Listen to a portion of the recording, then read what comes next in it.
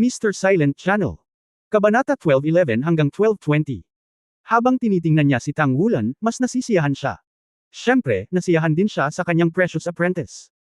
Si Tang Wulan ay naging higit at higit na kilos ng isang pinuno, at si Yuan Yuyuzi, kahit na malalakas na lalaki tulad ni Aerong at si Ma Jinchi, sa kanyang tabi, ay hindi makakaapekto sa kanyang nakasisilaw na pagkasilaw. Ang distansya sa pagitan ng dalawang panig ay dahan-daang lumiit, at pinili pa rin ng Shrek 6 Monsters na maghintay para sa trabaho ng maluwag. Muling naglaho ang figure ni Xe. Ang ilaw sa Star Stick sa kamay ni Shu Xiaoyan ay kumikislap, at tila maaari siyang bumaril anumang oras. Sa oras na ito, sa ilalim ng background ng isang dalawang karakter na Battle Armor Star, tila siya ang mabituing kalangitan, na may hindi mabilang na mga bituin na nagniningning, na nagpapasilaw sa mga tungkod ng bituin. Siya rin ang mas nakakuha ng atensyon. Walang alinlangan na ang dalawang panig ay nag-aaway at nagbanggaan, at ang pangwakas na tagumpay ay may pinakadirektang kaugnayan sa sistema ng kontrol ng espiritu ng Digmaan Master. Sa pagpapabuti ng paglilinang ni Shu Xiaoyan, ang ganap na kontrol ng kanyang Star Rod ay masyadong nangingibabaw. Maging sina si Ma Jinchi at Aerong ay labis na nagseselos. Sa sandaling ito, biglang gumalaw si Tang Wulan, at bigla siyang humakbang pasulong. Ang hakbang na ito ay gumawa ng isang malaking hakbang, at tumapak sa lupa na may dagandong.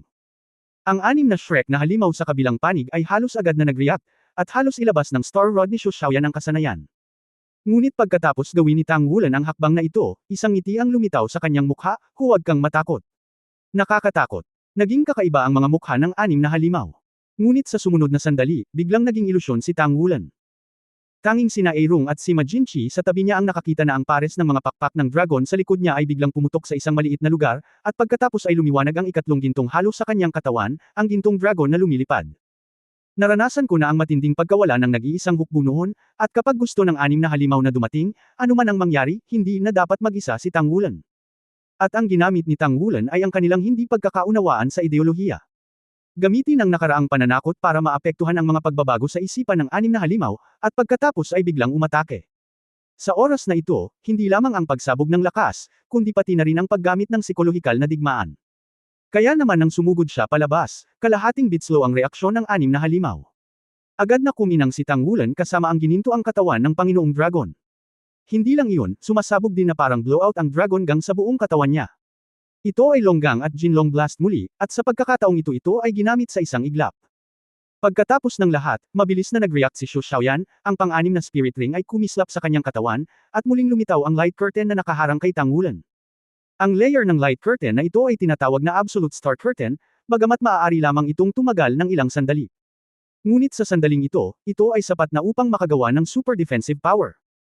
Ito ay ganap na totoo, at ang depensa nito ay malakas, maging ito ay enerhiya, mental na kapangyarihan o pisikal na pag-atake, lahat ito ay maaaring hadlangan ito. Naranasan ni Tang Wulan ang pagkatalo sa huling pagkakataong lumaban siya. Sa pagtaas ng dalawang karakter na Battle Armor Shinyo, ang Absolute Star Screen Maintenance Time ni Shu Xiaoyan ay maaaring madagdagan ng isa pang instant. Gayunpaman, may hindi inaasahang nangyari sa kanya. Ang hindi maiiwasang epekto ni Tang Wulan ay biglang huminto nang malapit na itong tumama sa Absolute Star Screen. Tanging ang blowout na Longgang lamang ang sumugod dito. Hindi lang iyon, nawala rin ang Golden Dragon Spear sa kanyang kamay. Sa susunod na sandali, lumitaw muli ang ginto at pilak na mga spike. Bumulwak ang malalaking putok ng tinek. Ang gusto ni Tang Wulan ay isang time difference, ibig sabihin, simula ng counter control kay Shu Xiaoyan. Bagamat hinarangan ng Absolute Star Screen ang unang epekto ng Gold at Silver Spike, ang Gold at Silver Spike ni Tang Wulan ay maaaring walang katapusan, at ang kanyang Absolute Star Screen ay mayroon lamang 2 sandali ng oras. Kapag nawala na ang Absolute Star Screen, lalabas ang counter control ng Gold at Silver Spike, kahit nakasuot ito ng two-word battle armor, maaapektuhan pa rin ang Shrek 6 Monsters. Magugulo rin ang kanilang porma sayon. Matapos maunawaan ang mga kakayahan ni Shu Xiaoyan, inilunsad ni Tang Wulan ang mga target na pamamaraan sa sandaling siya ay dumating. Ang karanasan sa pakikipaglaban ng Shrek 6 Monsters ay pare-parehong mayaman. Wala sa anim ang umatras. Sa oras na ito, kapag pinili nilang mag-back up, at sumunod sina Aerong at si Ma Jinchi mula sa likuran, tiyak na sila ay nasa isang ganap na dehado. Kaya, nagkaroon ng kislap ng liwanag sa Star Stick sa kamay ni Shu Xiaoyan, at isang bilog ng Star Wheel Ice Chain ang lumitaw sa paanan ni Tang Wulan. Sa pamamagitan lamang ng pagkontrol muna kay Tang Wulan mabibigo na maging epektibo ang kanyang mga kasanayan sa pagkontrol. Ito ay ganap na isang control contest. Sa likod ng Tang Wulan, tahimik na lumitaw ang isang malaking pink na bulaklak, ito ay ang kilotulap, nilalamon ang langit at lupa para pakawalan. Napakalapit niya sa kanyang kalaban para gamitin ang Devouring World, na nagpapakita kung gaano siya kumpiyansa. Ang paglunok ng langit at lupa ay ginagamit sa pamamagitan ng Chiluo Tulip, kahit na siya ay kontrolado ng kanyang sarili, hindi ito makakaapekto sa paggamit ng kakayahan ng espiritong ito. Ang ginto at pilak na mga spike ay nagambala. Natapos din ang Absolute Star Curtain. Ang dalawang panig ay malapit sa kamay, at si Tang Wulan ay malapit nang magtiis ng isang parang bagyong pag-atake. Ngunit sa sandaling ito, biglang lumipad palabas ang kanyang katawan. Sa lupa, humigpit din ang isang asul na pilak na emperador. Walang nakapansin na nang sumugod si Tang Wulan, talagang iniwan niya ang isang Blue-Silver Emperor sa likod niya, at nasa kamay ito ni Aerong. Habang siya ay kontrolado at ginagamit upang lemunin ang mundo, siya ay sapilitang hinayla pabalik ni Aerong. Ito ay ginawa ng mga taong malapit ng sumabog na parang tinamaan ng bulak ng isang suntok, isang hindi maipaliwanag na sakit. Lalo na si Lezengayo, ginamit na niya ang kanyang martial soul na tunay na katawan, at ang maliwanag na ilaw ng banal na espada ay naputol, at diretso itong nahulog sa bakanteng espasyo. Ang kontrol ni Tang Wulan ay medyo matalino, nakatumbas ng panlilinlang kay Xu Xiaoyan na isang absolute star screen. Naniniwala si Tang Wulan na kahit si Xu Xiaoyan ay hindi magagamit ang kakayahan ng control system na may tulad na anti-theft effect. Pagkatapos gamitin ito ng isang beses, tiyak na magtatagal ito para magamit muli. At ngayon bagamat ang anim na halimaw ay pawang nakasuot ng battle armor, kumain lang sila ng uhaw sa dugo na bean paste, na mayroon pa ring tiyak na panghihina na epekto sa katawan. Kaya hindi siya nagmamadali. Isa pa, tiniis niya ang isang Star Will Ice Chain, ngunit hindi ito nakaapekto sa epekto ng paglamon ng langit at lupa sa kanyang katawan. Ang mga molekula ng enerhiya sa hangin ay ginamit siya ng baliw, na naging sanhi ng kanyang sariling hininga upang patuloy na pumailanglang. Nang muling nagsama-sama ang tatlo, 50 metro lang ang layo nila sa Shrek 6 Monsters. Isang rung ang humakbang pasulong at dumiretso sa anim na halimaw. Si Sima Jinchi ay umakyat sa langit na may hawak na dragon slashing sword sa kanyang kamay, nilaslas ang masamang dragon gamit ang isang talam, at sa isang nakakatakot na kapangyarihan, natagpuan pa rin niya si Yexinglan. Head-to-head, 3-6. To be precise, 3-5, at nawala ulit si Xe. Magka-head-to-head ka ba? Sa anim na halimaw ng Shrek, biglang lumaki ang figure ni Yuanan Yahui, at ang kapangyarihan ng mga Titans, ng King Kong Titans, at ang mga nakakapagpalakas na kakayahan ng espiritu ay ginamit lahat. For a time, lumakas ang aura. Ang Yunwu Shenquan ay orihinal na isang kasanayang nilikha niya sa pamamagitan ng pagsasama-sama ng kanyang air cannon. Sa oras na ito, sa pagtaas ng martial spirit ng Titan Great Ape, natural na tumaas ang kapangyarihan ng Yun Vortex Divine Fist. Boom! Ang una kong nasagasaan ay sina Yuanan Yahui at Aerong. Sa gitna ng malakas na salpukan, hindi man lang umatras si Yuanan Yahui, at nakatali sa suntok ni Aerong. Kahit na ito ay nakamit sa pagtaas ng battle armor, may isip kung gaano kalakas ang combat effectiveness ni Yuanan Yahui ngayon. Muling bumuti ang kanyang Yunwu Shenquan. Nagawa nitong pigilan ang kapangyarihan ng kuya. Nagulat din si Tang Wulan. Sina Yuanan Yahui at Yexinglan ay parehong pangalawa lamang sa kanya sa koponan, at ang kanilang personal na pagiging epektibo sa pakikipaglaban ay napakalakas. Bukod dito, ang bilis ng kanilang pag-promote ay hindi mas mabagal kaysa sa kanilang sarili. Maging si Tang Wulan ay nagulat, kung bakit napakalakas ng suntok ni Yuanan. Hindi ba siya kumain ng uhaw sa dugo na bean paste, ang katawan ay dapat na hamina sa isang tiyak na lawak. Tumawa ang isang rung at sumigaw, okay. Kumuha ng isa pang suntok. Gaya ng sinabi niya, itinaas niya ang kanyang mga kamao at dumiretso kay Yuanan Yahui para durugan ito. Sa pagkakataong ito, hindi siya nagpakita ng awa. Nalantad ang mga asul na ugat sa kanyang katawan, at ang pulang gintong liwanag ay kumikinang sa buong mundo, na tila isang ambon ng liwanag ang hamihip. Huminga ng malalim, ang buong katawan ni Yuanan Yahui ay lumawak muli, at ang daloy ng hangin sa paligid ay naging mabangis, tulad ng isang umiikot na bagyo, ngunit siya ay nakompres sa kanyang kamao sa isang iglap. Muling nagbanggaan ang dalawang panig. Naramdaman lamang ng isang rung na para siyang natama ng malalim na puyo ng dagat. Sa mabilis na pag-ikot na iyon, ang kanyang kapangyarihan ay natanggal sa patong-patong, ngunit sa kaibuturan ng puyo ng tubig na ito, mayroong isang hindi maipaliwanag na kaguluhan, na sinisira ang kanyang sarili. Napakalakas ng teknik. Iba ang pakiramdam ni Yuanan Yahui. Naramdaman lang niya na ang lahat ng bagay ni Aerong ay kasing bigat ng bundok, at gaano man kaina ang kanyang Yun Vortex Divine Fist, tila hindi niya mababawasan ng kalahati ang kapangyarihan nito. Boom! Sa pangalawang banggaan, sa pagkakataong ito, kung tutuusin, mas mababa si Yuanan Yahui sa cultivation base. Kahit na sa pagdami ng battle armor, mas mababa pa rin ito sa ontology Daoluo, ang tanging katawan na si Daoluo na nagal-inang ng likas na lihim na pamamaraan sa kontemporaryong panahon. Yuanan Yahui ay umatras ng 3 sunod na hakbang, ngunit si Aerong ay nanatiling hindi nagbabago. Napuno ng pagtataka ang mga mata ni Aerong. Mula sa bibig ni Tang Wulan, alam niyang kaharap niya ang isang babae. Ito ay hindi kapanipaniwala na ang isang batang babae ay maaaring hadlangan ang kanyang sariling pag-atake sa proseso ng head-to-head. Sa kabilang banda, nagulat din si Sima Jinchi. Ang Dragon Sword ay naglaslas, at ito ay tila naghahatid ng isang bituin. Sa isang iglap, nabasag ang mga bituin, ngunit ang Dragon Slashing Sword ay tumalbog din, pantay na pantay. Sa pagtaas ng battle armor, ang sariling aura ni Ye Xinglan ay tumaas, at ang Star God Sword ay mas matatag kaysa dati.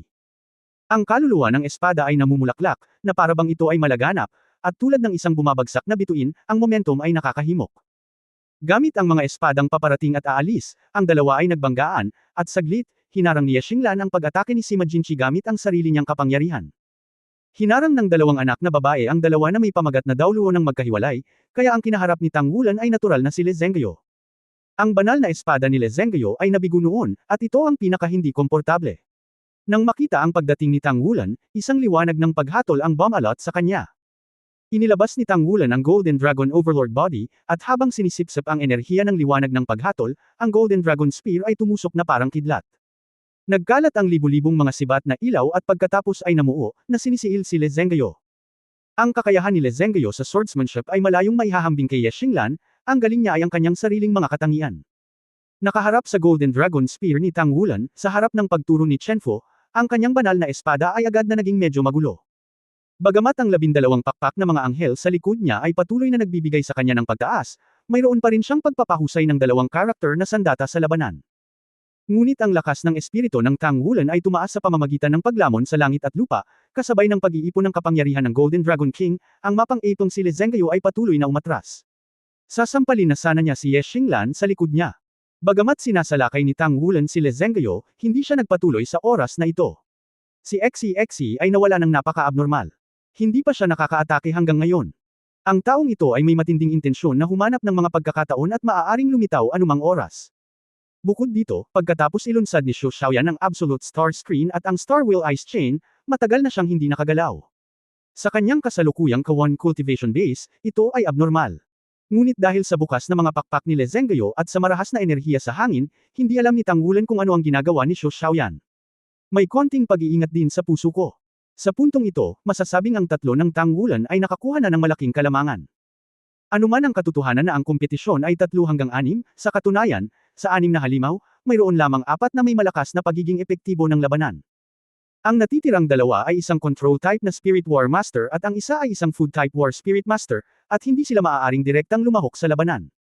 Sa makatuwid, hanggat nagtagumpay sina Aerong at Sima Jinchi, ang kompetisyon ay karaniwang tapos na. Gayunpaman, batay sa pangunawa ni Tang Wulan sa kanyang mga kasosyo, bagamat ang kasalukuyang sitwasyon ay nauugnay sa maliit na diskarte na ginamit niya noon, hindi sila dapat na madaling masira.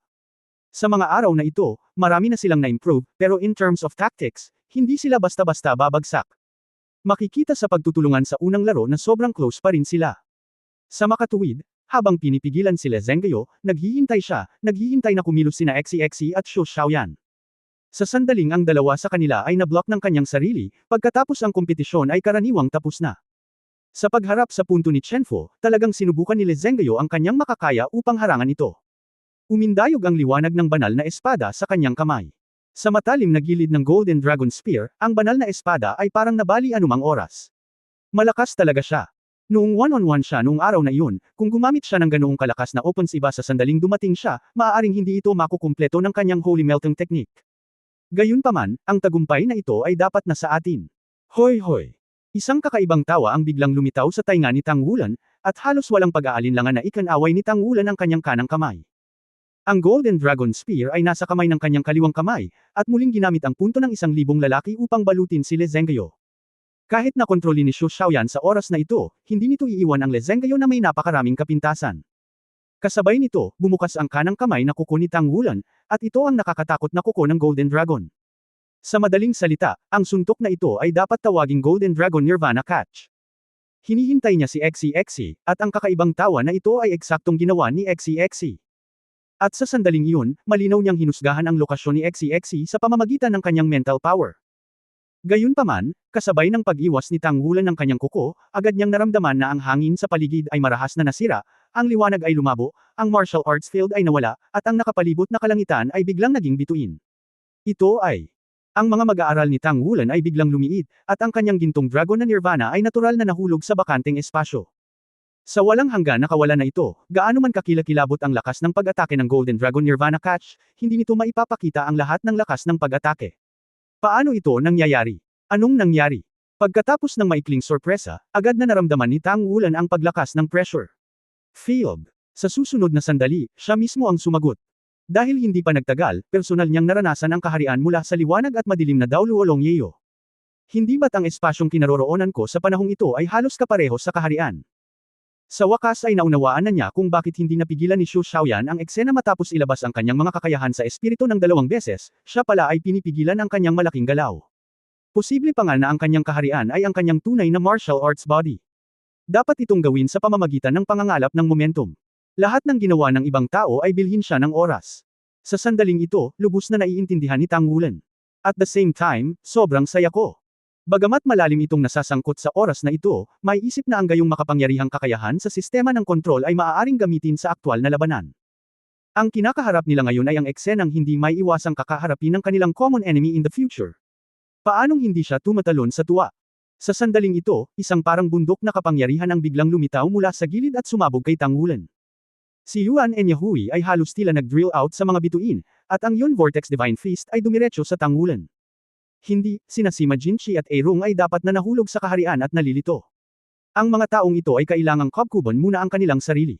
Naunawaan ni Tang Wulan ang mga taktika ng kanyang mga kaibigan ng sabay-sabay, at hindi niya maiwasang mapangiti ng palihim, talagang mabait sila sa kanya. Huwag kalimutang lutisin muna ang iyong sarili sa oras na ito. Bagamat medyo walang magawa sa kanyang puso, sa sandaling ito, ipinakita ni Tang Wulan ang kanyang malakas na paghahangad. Huminga ng malalim, ang Golden Dragon Spear sa kanyang kamay ay tumusok, ang nakasisilaw na sibat na ilaw ay kumislap, at ang Cloud Vortex Magic Fist ay naharang. Kasabay nito, ang isang napakalaking layunin ng espada ay nahulog mula sa langit, sa pagkakataong ito ay isang bituin ang bumagsak ng buo.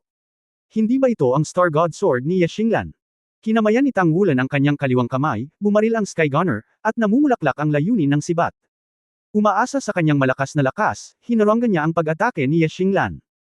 Ngunit ang Sword Soul ni Ye Xinglan ay naging matagumpay, hindi lamang ang kanyang katawan ang inaatake, kundi pati na rin ang kanyang espiritu.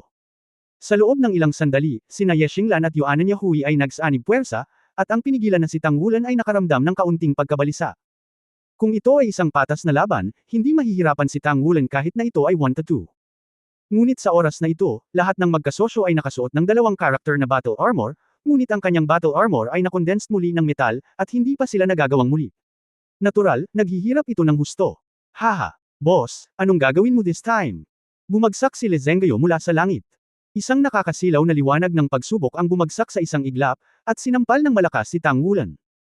Bagamat si Tang Wulan ay may paraan upang matuno ang liwanag ng paghatol, sa kaibuturan ng kanyang puso, siya pa rin ang napakasuklam sa liwanag ng paghatol.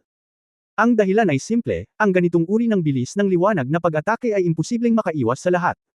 Mabigat lang ang kaya niyang buhatin, at sa tuwing dadalhin niya ito ng gusto, sa iba't ibang antas siya ay mauubos. Ang katawan ng Golden Dragon Tyrant ay kailangang gamitin muli, ngunit sa kabutihang palad ay mayroon pa ring enerhiya na hinihigop ng lumalamon na langit at lupa noon. 1-on-3, habang si Tang Wulan ay patuloy na natatalo, sa wakas ay nagawa niyang harangan ito. Sa maikling pagtatagpo na ito, mayroon din siyang tiyak na paghatol sa kanyang puso. Ang unang bagay na tiyak ay napagkatapos gamitin itong maladumi na kakayahan sa espiritu, hindi na ito dapat makontrol pa ni Xu Xiaoyan. Sa wakas, may pagkakataon pa akong mabuhay. Pangalawa, si Airong at si Ma Jinchi ay dapat na nawala ngayon at hindi alam kung nasaan sila. Ito ang pinakamalaking problema. Kung walang katulong, ang mga kasosyo ay nakasuot ng mga sandata ng labanan, kaya't wala akong pagkakataon. Wala ring magawa si Tang Wulan. Ngunit ano ang magagawa ko kung wala akong pagpipilian? Dapat lumampas sa field.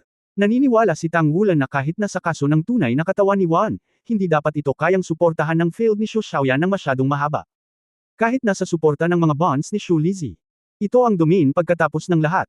Lituhin din ang 2 title Daoluo. Tutal, 7 na lang ang singsing ni Xu Xiaoyan. Sa kabila nito, masaya pa rin si Tang Wulan para kay Xu Xiaoyan. Sa kanyang kasalukuyang cultivation base, maaari niyang taglayin ang gayong mga espiritong kakayahan. Pagkatapos, kapag naging title Daoluo siya sa hinaharap, gaano kalakas ang kanyang domain? Isang malabong ngiti ang lumitaw sa mukha ni Tang Wulan. Mahirap mang pigilan, maganda naman ang mood niya sa mga oras na ito. Dahil din sa hirap na paglabanan na ang kanyang sariling potensyal ay ganap na pinasigla. Ang core ng dragon sa katawan ay marahas na tumibok, at ang puso ay sumasabay. Hindi maikukumpara ni Tang Wulan ang tatlong tao sa kanyang harapan sa kapangyarihan ng espiritu, ngunit sa mga tuntunin ng lakas, ang tatlong taong pinagsama ay hindi maihahambing sa kanya. Sa oras na ito, malaki ang papel ng kanyang kakaibang kapangyarihan. Kasabay ng pag-unawa sa espiritu ng baril, ang isang tao na may dalawang baril ay halos hindi nakalaban sa mabangis na pag-atake na ito. Mayroon pa siyang ilang backhands, hindi pa nakakashoot ang dalawang espiritu, at nandoon sina Tyrannosaurus at Jinyu, at maaari nilang labanan siya kahit sandali. Kaya, ang kailangan niyang gawin ngayon ay mag-delay ng oras. Kapag natapos na ang domain, ang pagiging epektibo ng pakikipaglaban ni Xu Xiaoyan ay hindi maiiwasang mapahina ng husto. Sa oras na iyon, mananalo sila sa labanan. Ngunit sa sandaling ito, biglang lumitaw ang hininga ni Senador Leng sa kanyang likuran. Muling tumunog ang boses ni XCXC, "Boss, tingnan mo kung gaano kalakas ang time-space dragon ko." Ang matalas at ilusyon na enerhiya ay muling pinunit ang bodyguard ni Tang Wulan na si Longgang. Nagulat si Tang Wulan nang malaman niya na ang pag-atake ni XCXC ay ganap na kakaiba sa dati. Maging ang Longgang ay tila naapektuhan ng spatial fluctuations, ngunit sa kanya, walang pagpapakita ng spatial elements. Ano ang kakayahan na ito? Bagamat mabilis na umunlad ang kanyang cultivation level sa mga araw na ito, nakakaramdam pa rin siya ng kaunting overwhelmed sa 1-4 na sitwasyon. Alam mo, ang apat na taong ito ay 7 Shrek monster na kapareho niya ang level.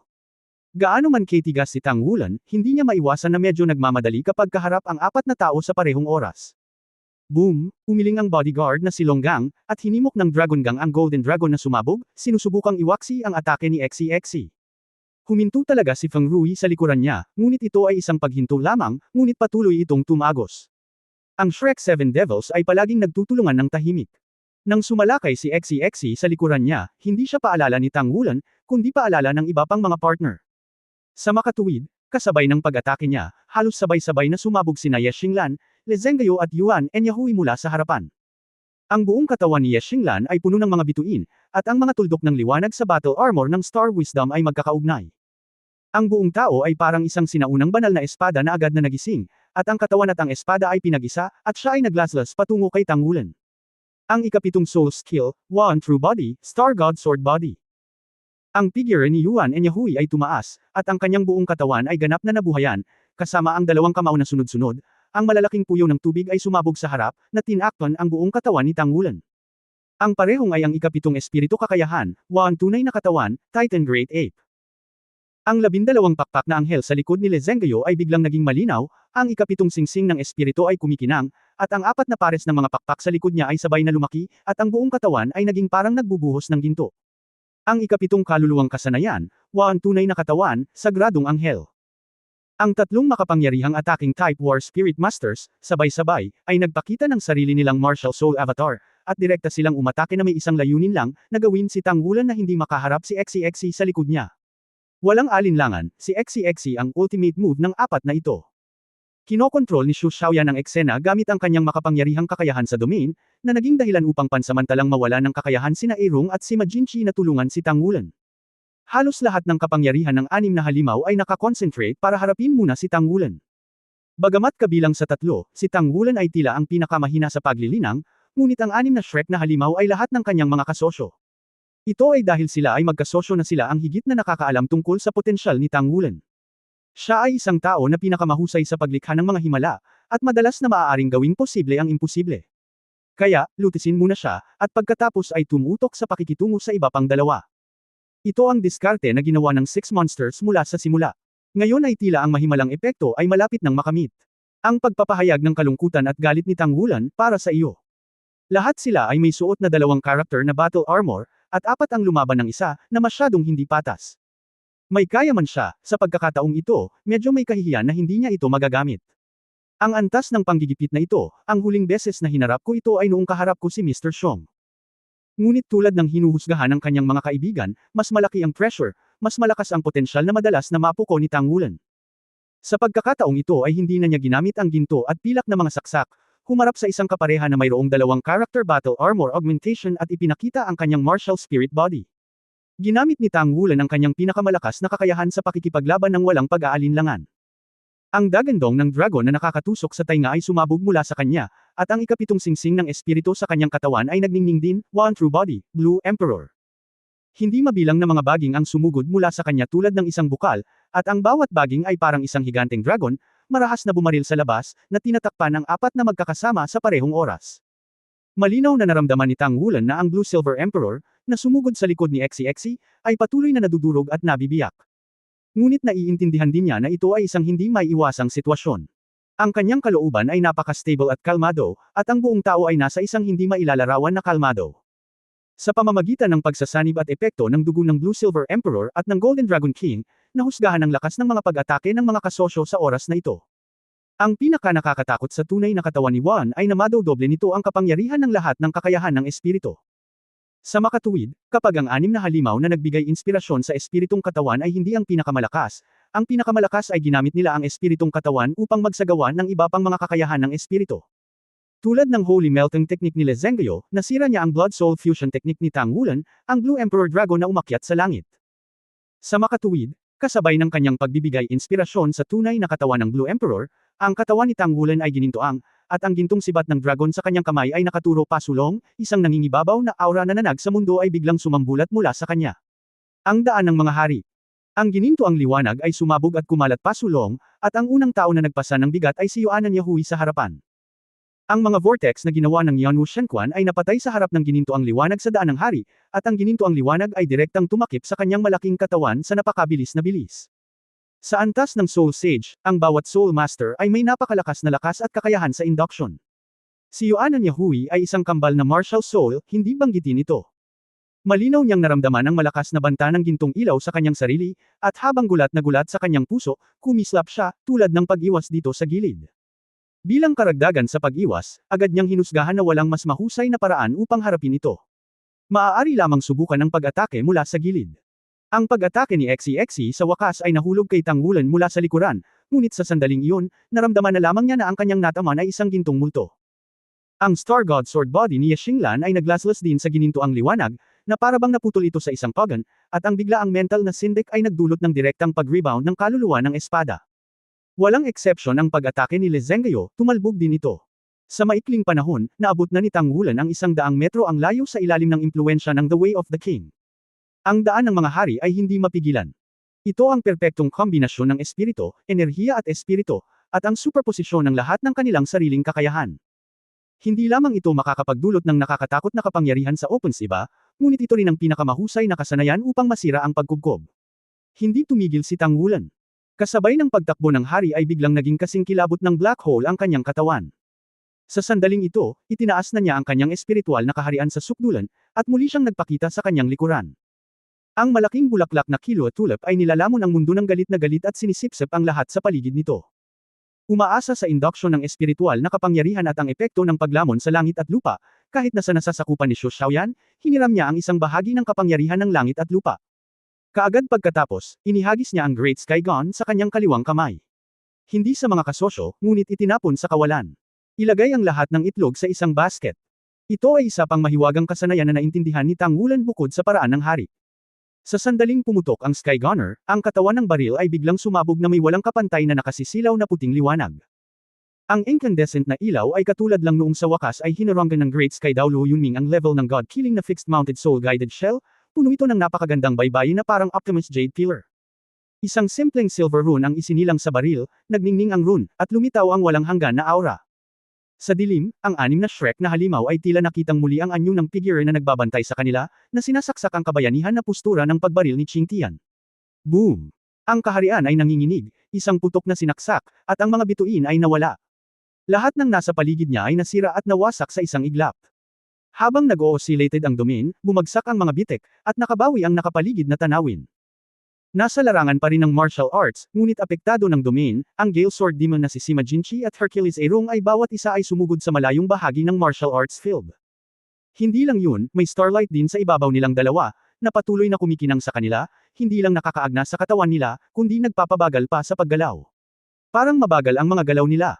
Parang aksyon. At si Tang Wulan mismo ay nasa ilalim ng pagkubkob ng Shrek 6 monsters.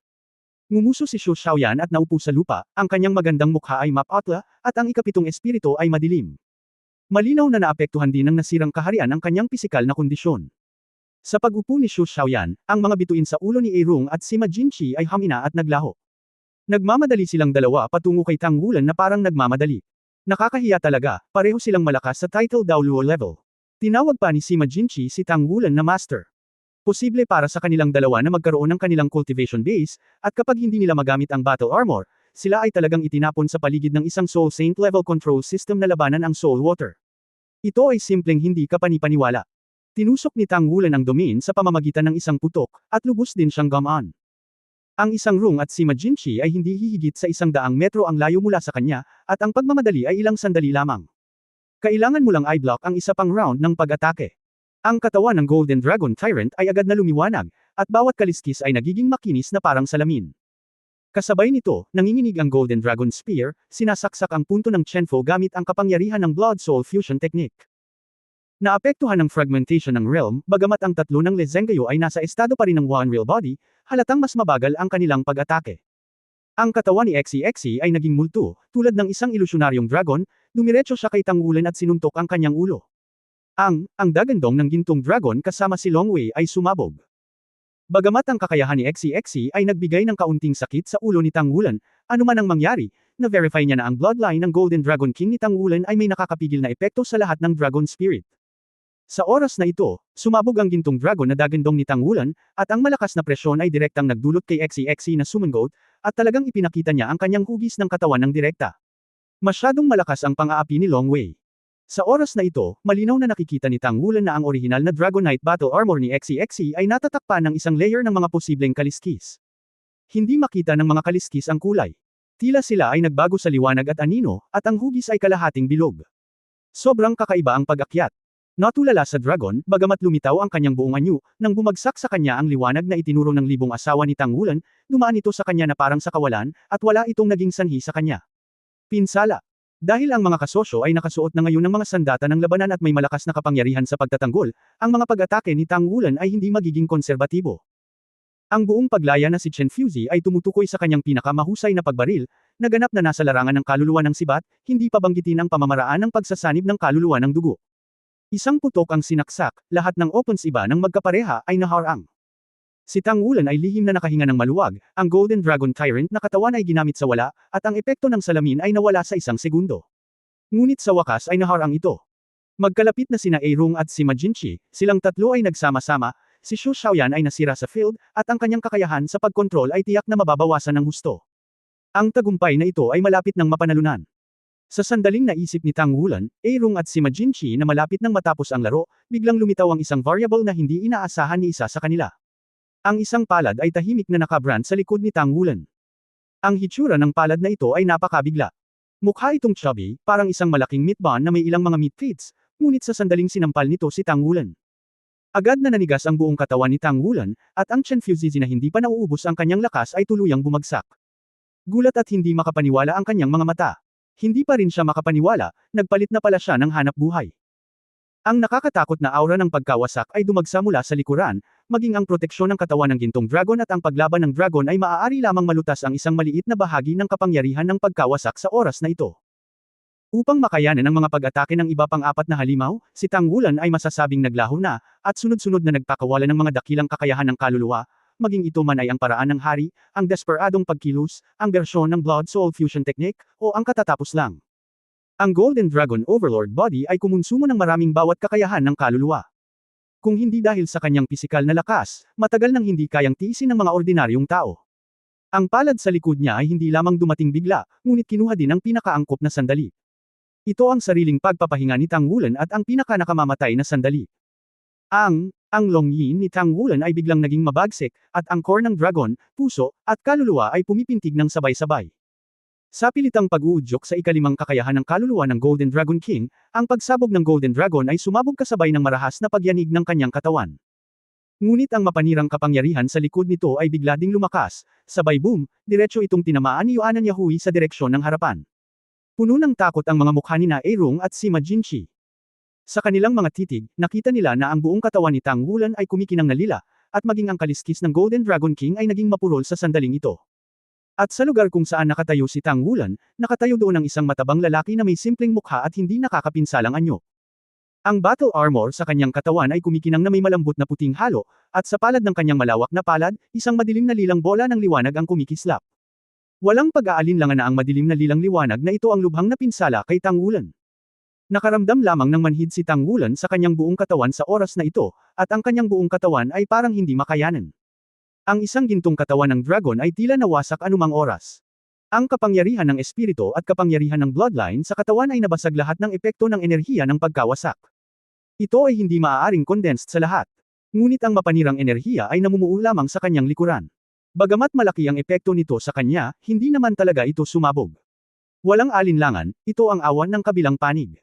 Sila Zhengguo, Xi, Yuan Enyahui, Ye Xinglan, at maging si Xu Xiaoyan na nakaupo sa lupa ay lahat ay nagpakita ng alam na mga ngiti sa kanilang mga mukha. Kilalang kilala nila si Tang Wulan. Si Tang Wulan ay hindi lamang malakas sa kapangyarihang labanan, ngunit mayroon ding hindi makataong antas ng layunin sa pakikipaglaban. Gusto niyang matalo dahil sa tiyaga. Sa kakayahan ng kasalukuyang anim na halimaw, bagamat kaya niya ito, hindi ito magagawa sa maikling panahon. Sa simula pa lang, gumawa na sila ng taktika laban kay Tang Wulan, na kung saan ay talunin muna siya. At pagkatapos ng napakatagal na paghihiwalay, hindi nila sigurado kung hanggang saan na ang paglaki ni Tang Wulan. Nauna nang ibinahagi ni Le Zhengguo ang suntok na nakita niyang nakabangga ni Tang Wulan at Long Lao sa lahat ng detalyado. Mula noon, gumawa sila ng isang napakakomplikadong taktika. Hindi lang si Tang Wulan ang nag-aral sa Devil Island, bawat isa sa kanila ay inabuso sa Devil Island. Sa ganitong sitwasyon, alam nilang lahat na kung gusto nilang talunin si Tang Wulan, kung gayon, una sa lahat, kailangan nilang magdisenyo ng laro para sa kanya na hindi man lang niya naisip. Kaya, mula sa unang banggaan at natalo ang anim na halimaw, nagsimula na ang round na ito. At lahat ng ginawa nila, maliban kay Tang Wulan, ay nakalilito pa rin sa kanya. Ang pinakamahalagang punto ng larong ito ay ang lahat ng nakaraang mga layout ay totoo. Kung kayang talunin ng nakaraang layout si Tang Wulan, syempre ito ang pinakamahusay. I-save ang problema mamaya. At ang mga layout na ito ay talagang nagpapahina sa isang tao, na nagpapahina sa hindi gaanong kapansin-pansing tao sa mga Shrek 7 Devils. Maliban sa simula, nagbigay siya ng mga uhaw sa dugo na bin-paste bond sa lahat, at halos palagi niyang binibaliwala ang sarili niyang pag-iral. Tahimik na naghihintay ng pagkakataon. Sa makatuwid, ang pumatay sa anim na halimaw na kumukubkob kay Tang Wulan ay hindi si Xi, na nakatago sa kawalan, kundi isang pares ng hindi nakakapinsalang Xu Lizi, na nagbabantay sa bituin na si Xu Lizi. Sa sandaling naisip ni Tang Wulan na natiis niya ang pag-atake ng lahat, sa wakas ay gumawa ng hakbang si Xu Lijikai. Sa pinakaangkop na pagkakataong ito, isang palad ang tumama kay Tang Wulan. At ang hindi maisip na malakas na kapangyarihan ng opponents iba ni Tang Wulan ay sumabog. Ang pag-ikot na ito ay hindi lamang mapanlikha, kundi pati na rin ang isa-isa. Sumambulat si Ye Xinglan gamit ang pinakamalakas na liwanag, na umaakit sa atensyon ng tatlo ni Tang Wulan, at ang iba ay lumalaban ng buong lakas. Sa huli, ginamit ang round na ito para pagtakpan ang huling suntok ni Xu Lizi, at sigurado, isang suntok ang nagtagumpay. Gayunpaman, hindi pa tapos ang labanan, at hindi pa ito niresolbo ni na Hercules Aerong at Gale Sword Demon Sima Jinchi. Ngunit sa kabila nito, lahat sila na nakipag-ugnayan na kay Tang Wulan ay lubos na gumon. Kung wala si Tang Wulan, tila sa kanila sina Aerong at Sima Jinchi ay walang gulugod. Si Elder Long ay nanunood sa labanang ito sa tabi, kahit na ito ay nasasakupan ni Xu Xiaoyan, hindi niya mapigilan ang kanyang paningin. Nang makita niya si Xu Lijishan na lumilipad kay Tang Wulan, na sa wakas ay bumaril, at naturok ang kapangyarihan ng pagkawasak, hindi niya maiwasang magpakita ng ngiti sa kanyang mukha. Ang mga batang ito ay talagang kamanghamanghang. Itong lakas, itong tukana. Ito ay tunay na karapat-dapat na maging Shrek 7 Devils. Kumpara sa unang laro, siya ay lubos na nasisiyahan sa ikalawang laro na ito. Para kay Tang Wulan, mabilis siyang lumaki, at ang isang kabiguan ay hindi masamang bagay para sa kanya. Isa pa, nabigo pa rin siya sa mga kamay nitong mga kasama sa paligid niya. Ang mga ito ay mabagal na sabihin, ngunit sa katunayan ang lahat ng ito ay nangyayari sa pagitan ng electric light at flint. Ginamit ng Shrek 6 Monsters ang kanilang mga aksyon para patunayan kung gaano nila pinahahalagahan si Tang Wulan. Bagamat si Tang Wulan ay ibinagsak ni Xu Lizi sa hangin na may mapanirang kapangyarihan, sina Xi, Le Zhengguo, Yuan Enyahui at Ye Xinglan ay tumalon lahat at sabay na hinabol siya. Kinailangan nilang lutisin ng totoo at tapat si Tang Wulan. Ngunit sa ganitong paraan, si Xu Lizi lamang ang nananatili sa harap ni na Sima Jinchi at Aerong, pati na rin si Xu Xiaoyan, na bumagsak sa lupa at walang kakayahang makipaglaban sa ngayon. Ito ba ang ritmo ng dalawa para sa isa? Gayunpaman, kung ang natitirang apat na tao ay makakaharap sa dalawang pinamagatang Daoluo, siguradong mananalo sila. Bahagyang gumalaw ang puso ni Long Yeo, malabo niyang nahulaan na hindi ito magiging ganoon ka-simple, ngunit sa kanyang puso ay hindi siya makapaghintay na malaman kung ano ang gagawin ng maliliit na lalaki na ito. At ang sagot, ibinigay ni Xu Lizi. Nanginginig ang taba sa buong katawan niya, at biglang lumaki ang itim na singsing ng ikapitong espiritu. Habang ang pabilog na singsing ng espiritu ay lumawak palabas, ang kanyang sobrang matambok na katawan ay lumubog na parang ito ay bumagsak. Naging isang malaking steamer. Oo, iyon ay isang bapor, isang napakalaking bapor, kahit na ang bapor ay mukhang mataba at puti. May takip din ang basket ng bapor, ngunit parang may singaw na gumagalaw sa ilalim, at ang takip ay patuloy na nanginginig. Isang malaking, puti at matabang tinapay ang nanguna sa paglipad palabas ng steamer basket at direktang nahulog sa mga kamay ni Xu Xiaoyan. Si Xu Xiaoyan ay kumagat ng walang pag-aalinlangan, ang kanyang bibig ay napuno ng langis, at ang init ay sumalakay sa kanyang katawan, at ang nakaraang overdraft ay agad na naibsan. Nang makita ang martial spirit body ni Xu Lizi, hindi napigilan nina Erong at si Ma Jinqi na matigilan saglit kahit na sila ay agresibo. Ano ito? Steamer. Ang tunay na bapor. Ang unang naramdaman ni Erong ay gutom. Napaawang ang bibig ni si Ma Jinqi. Sino ang mag-aakala na ang na tunay na katawan na may master ng kaluluwa ay magiging isang bapor? Ngunit, pag-isipang mabuti, ang martial soul ni Xu Lizi ay isang steamed bond, hindi ba makatuwiran na ang martial soul na ito ay ang steamer kung saan ipinanganak ang tinapay? Iniisip ba ng taong matabang ito na bigyan ng increase ang mga kaibigan niya? Nanguna si Erong, hinampot siya sa steamer na binago ni Xu Lizi ng isang sampal. Ngunit sa sandaling ito, ang ika-6 na singsing ng espiritu na nakapalibot sa bapor ay naiilawan. Isa pang tinapay ang lumipad palabas, at ang layunin sa pagkakataong ito ay si Erong. Napangiti bigla si Erong. Alam ba nitong batang ito na nagugutom ako? Ito ba ay magbibigay sa akin ng tinapay na makakain at ipagpaliban ang oras? Sa sobrang pag-iisip, si kuya ba ay matako? Oo. Ang pagkain ng bonds ay hindi nakaapekto sa laban, gayunpaman, si Tangwulan ay tila isang patay na kabayo bilang isang buhay na doktor. Isang sampal sa steamer, at ang isa naman sa steamed bond. Gayunpaman, mas tiningnan ni Erong ang tinapay, ngunit siya ay natigilan. Medyo kakaiba ang itsura nitong bond. Bagamat mukhang napaka-positibo, paano magiging purple at itim ang kulay na ito? Anong klaseng bond ito? Masasabi bang anong uri ng juice ang ginagamit sa paggawa ng pansit?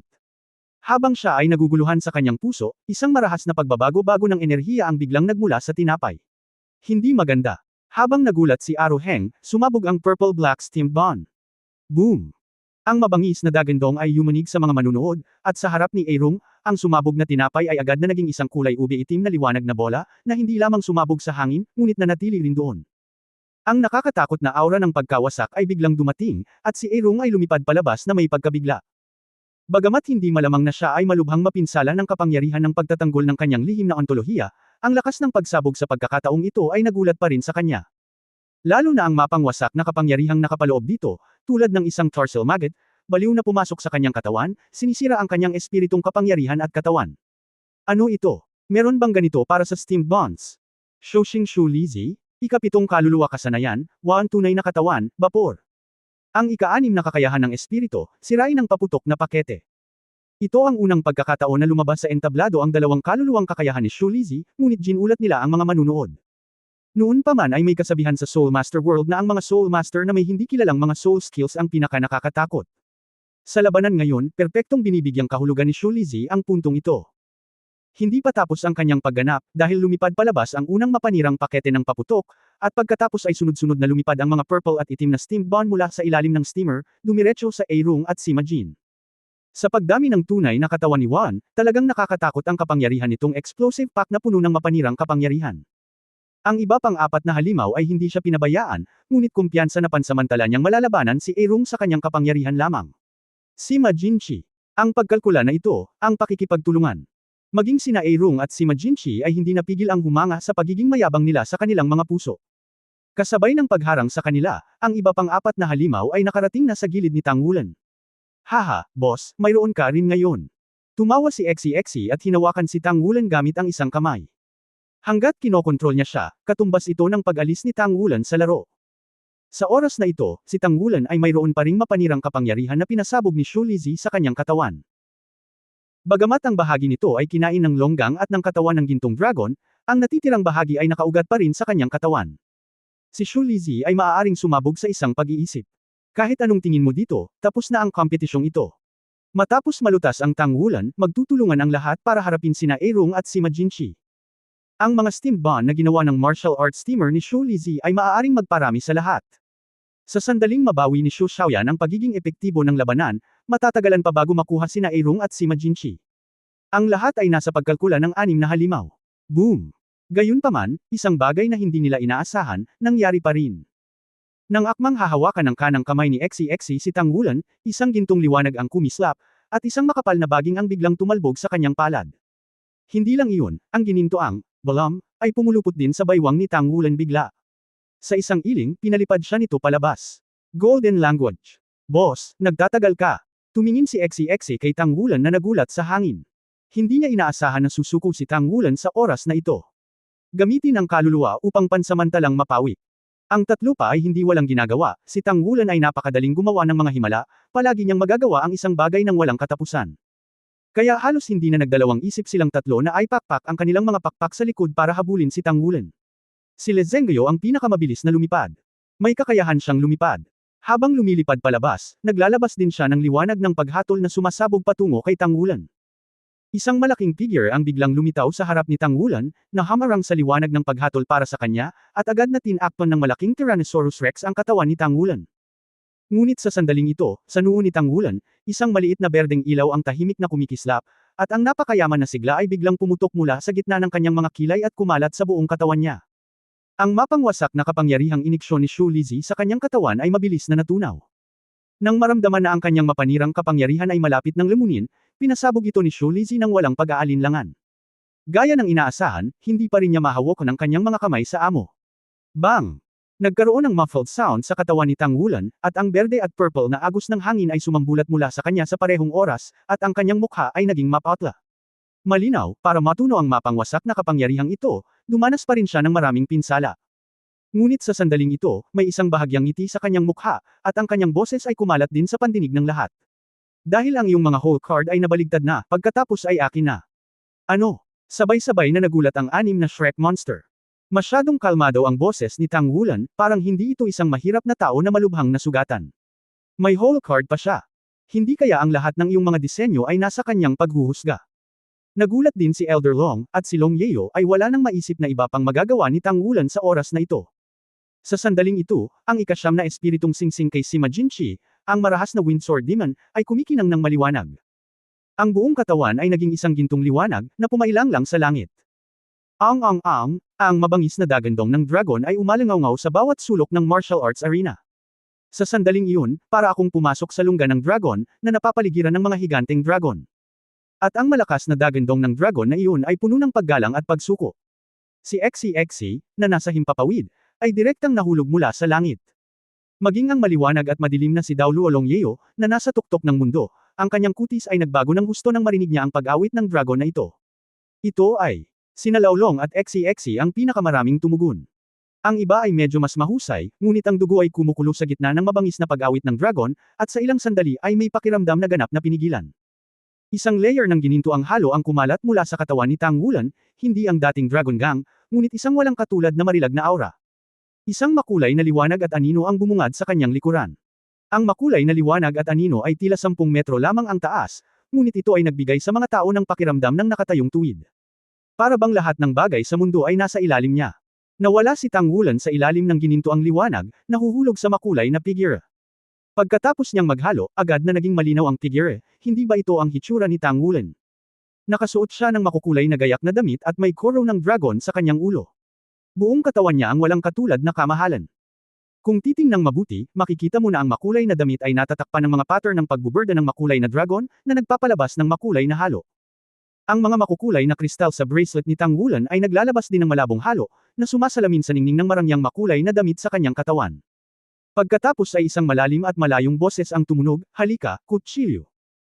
Ang Dragon Sword ay nagbago sa oras na ito, ang higanteng espada ay nagbabago sa hangin, ang orihinal na kagaspangan ay naging maluho, ang buong katawan ay nagpapalabas ng makulay na liwanag, at mayroong hindi mabilang na mga dragon na sumisigaw sa paligid ng talam. Sa sandaling lumabas ang espadang ito, gumawa si Wanlong ng pagbabago, iyon ay, ang Dragon Sword. Maging ang apat na halimaw na nagmamadali patungo sa Tang Wulan, o sina Shu Xiaoyan at Shu Lizhi sa estado ng steamer sa ibaba, hindi nila maiwasang maging tamad na makita ang eksenang ito. Sa sandaling ito, ang aura na lumalabas mula sa katawan ni Tang Wulan ay wala na sa parehong antas sa kanila. OMG! Ito ay One Fusion Skills. Ang Martial Soul Fusion Skill sa pagitan ni Tang Wulan at Sima Jinchi. Bukod dito, ano ang pakiramdam na naiiba mula sa mga kasanayan sa pagsasanib ng Martial Soul? Ang makulay na mahabang kutsilyo sa kamay ay ibinayo ng bahagya, at isang putok ng makulay na liwanag ng espada ang pumutok na parang kabayo. Oo, binaril ito sa halip na gupitan. Bang bang bang. Sabay-sabay na lumabas ang tatlong muffled sound. Ang tatlo ni Lezengyo, Ye Xinglan at Yuan Enyahui ay parang mga cannonball na nilipad palabas ng makulay na sword light na ito, at direkta silang nakabrand sa protective shield sa di kalayuan. Nakatataas. Bumaba mula sa langit ang makulay na figure, na may hawak na espada ng angkan ng dragon, tila siya ay isang tunay na nilalang, ngunit tila ito ay patuloy na nabaluktot, na parabang siya ay malapit nang makawala sa espasyong ito. Ang mga mata ni Long Yeo ay naging napakalinaw sa oras na ito, at tumingin siya kay Tang Wulan sa isang iglap, ito ay malinaw na hininga ng Diyos. Matagal na niyang nahawakan ang demigod level, at malinaw na naramdaman niya ang isang uri ng banal na paninirang puri sa katawan ni Tang Wulan, kahit na ito ay napakahina, ito ay hindi isang tunay na banal na paninirang puri, at kahit na malayo sa kanyang sarili. Ngunit mula lamang sa isang antas, ang hiningang iyon ay nagbibigay sa mga tao ng pakiramdam na ito ay tulad ng isang tunay na banal na paninirang puri. Ang mga ilaw at anino ay kumikislap, ang mga makukulay na figure ay nahati, sina Tang Wulan at Sima Jinchi ay muling lumitaw ang kanilang orihinal na mga figure. Si Sima Jinchi ay mas magaling at hindi gaanong nagbago, ngunit ang mukha ni Tang Wulan ay mapatla na at ang kanyang katawan ay nanginginig. Nataman niya ang palad ni Shu Lizzi, kasabay ng pagkumpleto ng martial arts fusion skills kasama si Sima Jinchi. Pagkatapos ng lahat, siya lamang ang Soul Sage Cultivation Base. Sa tulong ng antas ng Dragon Slashing Knife ng title Daoluo na mag-fuse, ang kanyang sariling pagkonsumo ay agad na nawala ng laman sa kanyang natitirang soul power. Sa tulong ni Sima Jinchi, hindi siya umupo. Nanalo si Tang Wulan sa isang tabi. Kung wala ang nakaka-depress na pakiramdam ng Dragon Clan Magic Sword, maging si Guangdan Daoluo Long Yeo ay gamaan ang pakiramdam. Sa pagtingin sa titig ni Tang Wulan, hindi niya maiwasang magbago ng malaki. Talagang karapat-dapat na maging isang taong nakadikit sa eroplano, ang kanyang hininga ngayon lang, ito ba ay may kaugnayan sa Dragon God? Ang mga taong nahulog sa lupa ay sunod-sunod na bumangon, ang mga kutis ni Xi, Lezengyo, Yuan Enyahui, at Ye Xinglan ay hindi mas maganda kaysa sa mga mukha ni Tang Wulan. Sa ilalim ng pagsupil ng Magic Sword ng Dragon Clan, halos gumuho ang sarili nilang espiritong kapangyarihan. Kung ito ay ang liwanag ng espada na direktang pumutol, sila ay mapuputol sa isang iglap. Pagkatapos ng lahat, nabigo pa rin ang kanilang mga whole card na talunin si Tang Wulan, ngunit ang mga whole card ni Tang Wulan ay nalutas ang mga ito ng maayos. Paanong hindi nito mapapadepress ang mga tao? Pero walang magawa. Boss, matagal mo na bang natuklasan ang plano natin?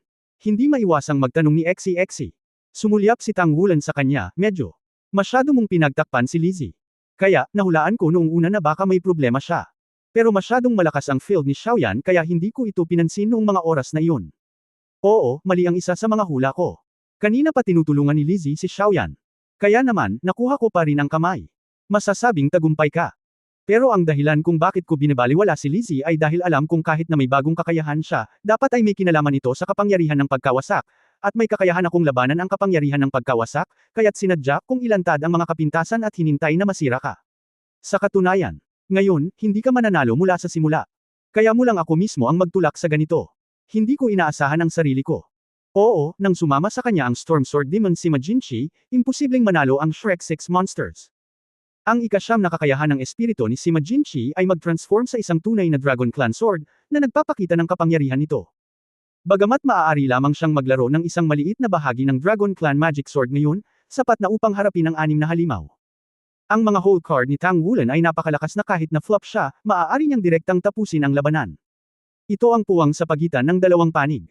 Ang Shrek 6 Monsters ay hindi kailanman nagkaroon ng pagkakataon. Sinabi ni Lezengyo na may kalungkutan at galit, ito ay talagang isang talampakan ang taas, isang talampakan ang taas. Hindi kami kumbinsido. Kung mayroon kang kakayahan, ikaw ay isa sa 6. Paano ang mukha? Tinitigan siya ni Tang Wulan ng masama, ngunit ang kanyang mga mata ay puno ng mga ngiti. Ang paglaki ng mga kasosyo ay higit na malaki kaysa sa kanyang naisip, at naniniwala rin siya na sa labanan ngayon, lahat ay mayroon pa ring ilang reserbasyon. Ang pananatili ng 6 na halimaw ay higit na haharap kay Sima Jinchi at Erong sa susunod. Tulad ng Holy Melting Technique ni Lezengyo, naniniwala rin siya na nabighani rin sina Ye Xinglan at Yuan Enyahui. Ngunit ang higit na ikinagulat niya ay si Shu Xiaoyan. Sa larangan ng digmaan ngayon pa lang, masasabing perpekto ang kakayahang kontrolin ni Shu Xiaoyan. Kung hindi dahil sa kanilang sariling mga depensa na magkaroon ng maraming proteksyon tulad ng Dragon Gang, Golden Dragon Overlord, at Golden Dragon, sina Erong at Sima Jinchi ay title Daoluo, lalo na ang depensa ni Erong ay lubhang kamangha-mangha. Sa ilalim ng kanyang kontrol, kung sumiklab ang 6 na halimaw, posibleng malutas ang isa o dalawa sa kanila. At the same time, isa lang naman itong kompetisyon kung tutuusin, at hindi naman talaga makakasakit ng tao ang lahat, kung hindi, mahirap talagang sabihin ang kompetisyong ito. Maliban na lang kung gumamit siya ng isang malaking galaw tulad ng Dragon Clan Sword sa sandaling siya ay umakyat, Kung hindi, talagang mahihirapan silang tatlo na talunin ang 6 na halimaw at umatras. Wala nang mas sasaya pa sa paglaki na may kasama. Si Tang Wulan ay nasa sabik lamang sa oras na ito. Tumingin si Long Yeo kay Tang Wulan na may kakaibang mga mata, at tumanggo ng palihim. Noong una, plano niyang magtrabaho ng walang pagod, at sa pagkakataong ito ay samahan si Tang Wulan at ang iba pa sa Starluo Empire at Dowling Empire. Ngunit pagkatapos panoorin ang labanan ngayon, nagpasya siyang hayaan ang mga batang agila na ito na ibuka ang kanilang mga pakpak at pumailang lang mag-isa.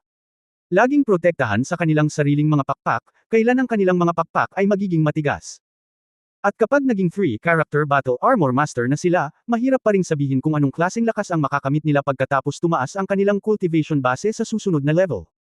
Katulad ngayon, kung si Tang Wulan ay may 2 character na battle armor sa kanyang katawan, hindi magiging napakahirap na labanan ang 6 na halimaw. Tulad ng sinabi ni Lezengyo, ang Dao ay isang talampakan ang taas at ang Diablo ay isang talampakan ang taas. Sa huli, sa lakas man o mentalidad, si Tang Wulan ang mananalo. Siya ang pinuno ng Shrek 7 Devils. Susunod, ito ay depende sa kung gaano katagal aabutin niya ang antas ng Pavilion Master ng Sigad Pavilion. Pagdating ng araw na iyon, makakahinga na talaga ako ng maluwag. Ang mas ikinagulat ni Long Yeo ay nang ginamit ni Tang Wulan ang Dragon Clan Sword, malabo siyang nakaramdam ng sigla. Ang pagkakataong ito ay tila nakakatulong upang ilipat siya sa antas ng paninirang puri. Sinabi niya na hindi niya maramdaman ang kaharian ng Diyos ngayon, ngunit bilang isang semi-Diyos na nilalang, kahit na isang bahagyang pag-unlad ay maaaring magpahaba sa kanyang napakahabang buhay. Isang Rung at si Majinchi ang lumapit kay Tang Wulan at tumingin sa mga kasama ni Tang Wulan. Sa sandaling ito, lubos nilang nakilala ang mga kabataang nasa harapan nila. Hindi ko maiwasang mapabuntong hininga sa puso ko, nakakakilabot talaga. Tanong nila sa sarili nila, sa edad ng Shrek 7 Devils, wala na silang lakas. Ang dalawa ay partikular na interesado kay Xu Xiaoyan. Bago sila ay nasa ilalim ng kontrol ni Xu Xiaoyan. Kahit na sa pagdami ng battle armor, si Xu Xiaoyan ay isa pa ring Soul Sage, ngunit wala siyang ikawalo o ikasyam na kakayahan ng kaluluwa. Ganun pa man, medyo nabigla sila. Sa gayong pangunahing control system ng Battle Spirit Master, si Tang Wulan at ang Shrek 7 Devils Team's combat effectiveness ay sadyang laban sa langit. Anumang titulo Dowluo na nakatagpo sa kanila ay dapat timbangin ito. Pagkatapos ng lahat, ang pagkakaroon ng armor ng labanan ay talagang pinaliit ang agwat sa pagitan ng mga high-level na Spirit Masters. Imposibleng isipin kung anong uri ng kinang ang Seisabog pagkatapos nilang 7 maabot ang antas ng title Dowluo. Ang Shrek Academy, na tila imposibleng mabawi, ay tila hindi nawala ng pagkakataon nang makita nila ang lahat, lalo na si Old Long, na nakaupo sa bayan. Bumalik na ako sa practice.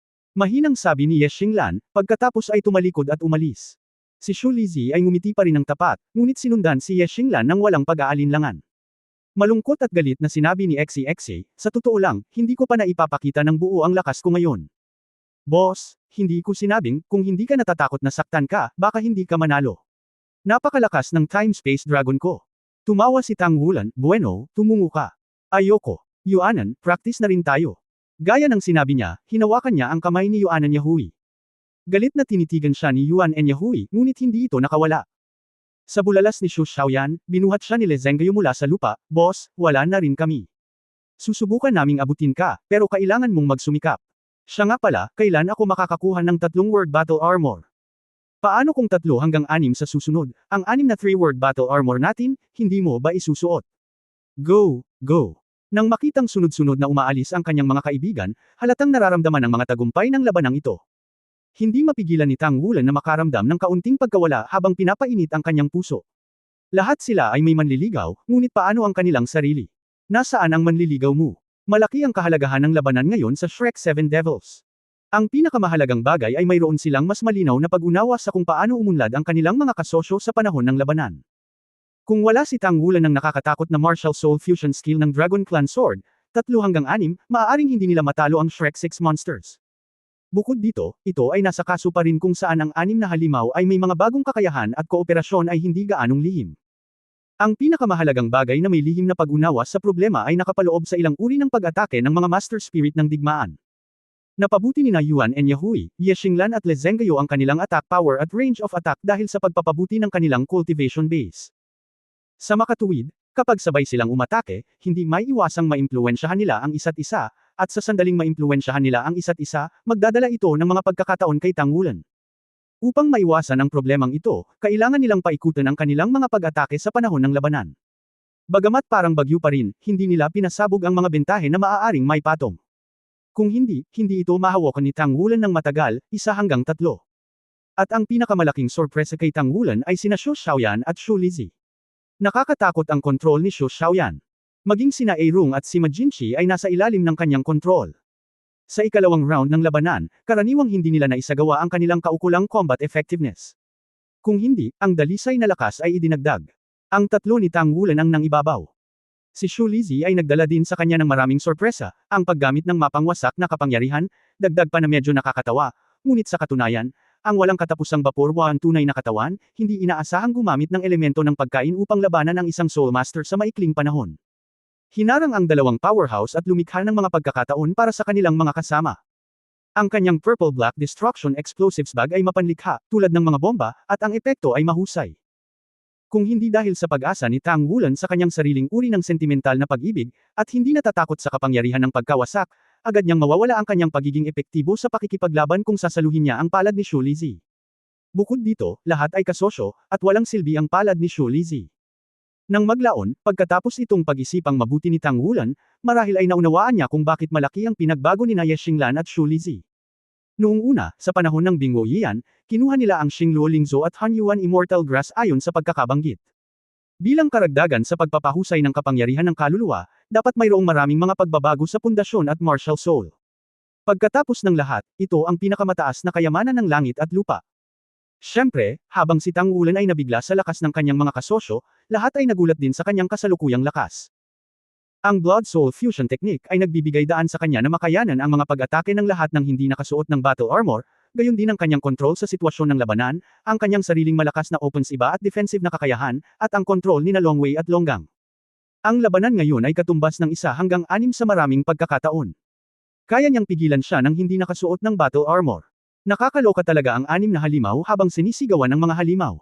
Walang alinlangan, nang bumalik ang Shrek 7 Devils mula sa pagsali sa hukbo, lahat ay nasa tuktok sa kanilang mga isip at kakayahan, at ang lakas ng buong koponan ay hinangaan na kahit ni Light at Dark Daoluo Long Yeo.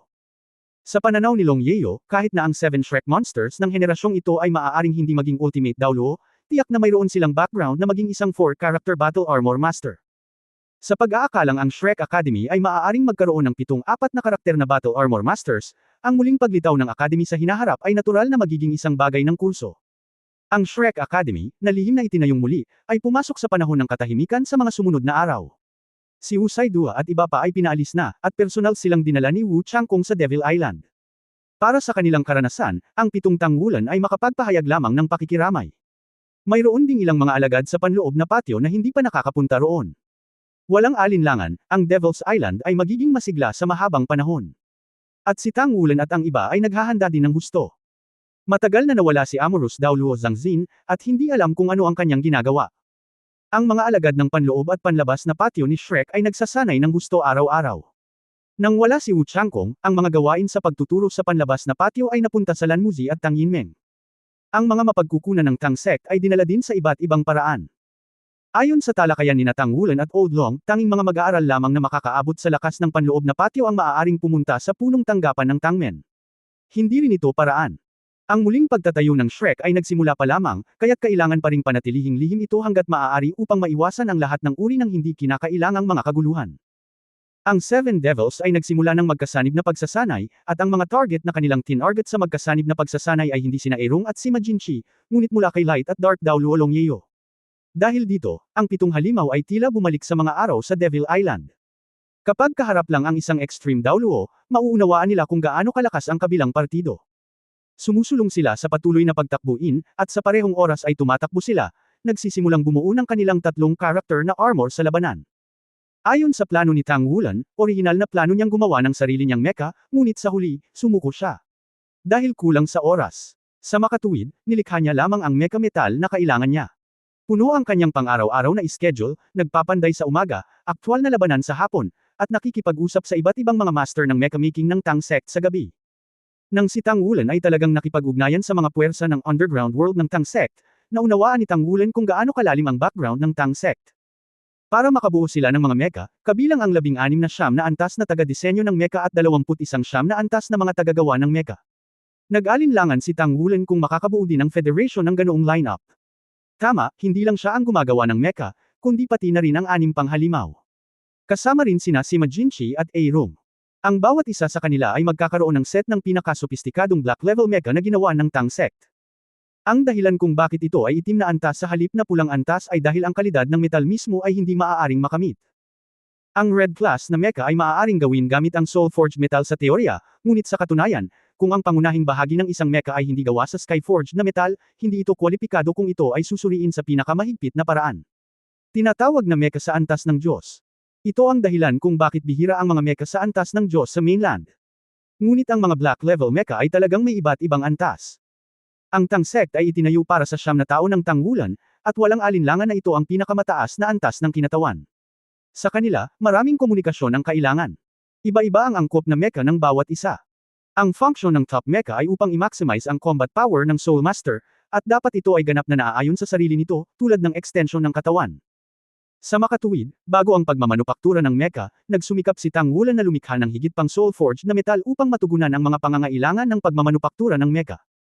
Sa kabilang banda, siya at ang kanyang mga kasosyo ay patuloy na nakikipagtulungan sa mga nangungunang taga-disenyo ng mecha. Makipag-ugnayan sa mga gumagawa ng mecha. Ipaalam sa mga master na ito ang higit pa tungkol sa kanilang mga pangangailangan at kakayahan upang makalikha ng pinakaangkop na mecha para sa kanila. Sa pang-araw-araw na ischedule ng umaga ng ibang tao, ang kontrol ng mecha ay inilagay sa agenda. Sa bagay na ito, sina Sima Jinchi at Aerong ang talagang hindi komportable. Lahat sila ay mga paraan ng pakikipaglaban na nakasentro sa kanilang mga sarili, at palagi silang naniniwala na ang mga Soul Master ay palaging nasa itaas ng mga master ng mecha, at medyo ayaw nilang magkaroon ng mga mecha. Ngunit sa pangungumbinsi ni Tang Wulan, atubili siyang pumayag.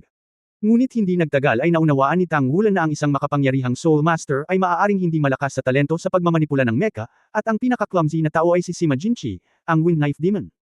Sa cultivation base ng kanyang 9-ring title Daoluo, talagang umangkop siya sa koordinasyon ng mecha sa loob ng mahabang panahon.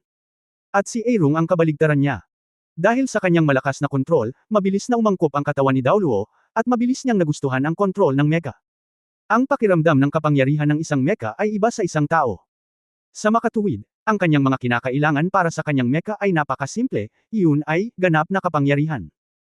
Abala araw-araw hanggang gabi, kapag si Tang Wulan ay maaaring umupo ng naka-cross-legged sa silid upang magpahinga, siya ay pumasok sa isang estado ng pagmumuni-muni halos kaagad. Dahil sa sobrang pagod ng kanyang pisikal na tibay, may isip kung gaano katindi ang kanyang pang-araw-araw na intensidad. Siya ang palaging pinakamahirap na tao at kailangang gumawa ng napakaraming bagay. Nagsimulang gawin ang battle armor, gaya ng sinabi ni Tang Wulan, ang unang ginawa ay ang battle armor ni Ye Xinglan at Yuanan Yahui, na bawat isa ay gumawa ng mga ito para sa kanilang sarili. Ibinibigay ang prioridad sa supply ng Soulforging metal. Ang 7 halimaw ay puno ng mga inaasahan para sa kanilang 3 character na battle armor, ngunit ito ay talagang hindi isang magdamag na bagay. Matagal bago makumplito. Sa isang iglap, lumipas ang 3 buwan. East Sea City. Ang baybaying lungsod na ito ay tahimik gaya ng dati. Bilang isa sa pinakamalaking lungsod sa East China Sea, ito ay palaging isang mahalagang konsentrasyon ng mga yamang dagat. At ang lungsod ng Tianhai, hindi kalayuan sa East China Sea City, ay ang pinakamalaking pantalan sa buong kontinente, kung saan naroon din ang East China Sea Fleet, ang pinakamalakas na hukbong dagat ng Federation. Dahil nanguna ang mga lawin sa Parliamento, naging madalas ang mga ehersisyo ng East China Sea Fleet. Maging ang mga ordinaryong tao ay madalas na nakikita ang malalaking barkong pandigma na tumatawa ng alon sa dagat sa di kalayuan sa dalampasigan. Minsan maririnig mo pa ang mahinang pag-ungol. Donghai City Seoul Guide Train Station.